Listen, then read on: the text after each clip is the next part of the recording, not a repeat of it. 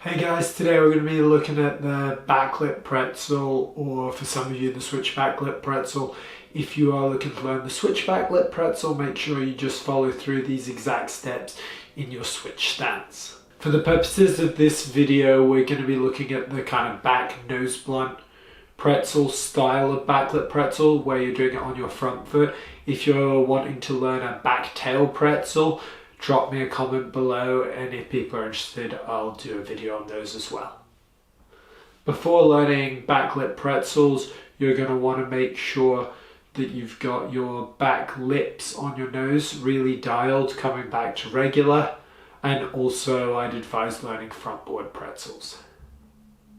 In terms of the approach, you're going to want to approach with the rail behind you, so backside, slightly on your heel edge, and you want to be running fairly parallel to the rail,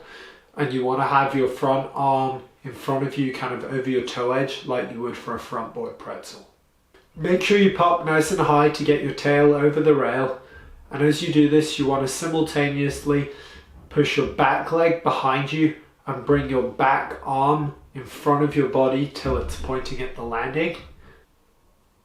This shifty style movement should put you in a nice separated body position as you're sliding the rail.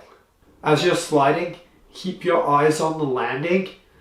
and keep that front knee slightly bent with your back leg fairly straight out behind you.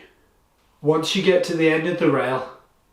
dip that front foot under the rail a little bit and pull off like you would for a frontboard pretzel, and pull that front foot behind you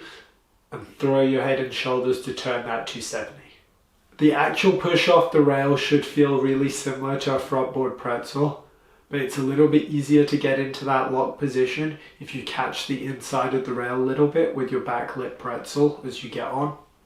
To do this, catch the rail with your nose a little bit lower than your tail so that you can kind of hit the side of the rail.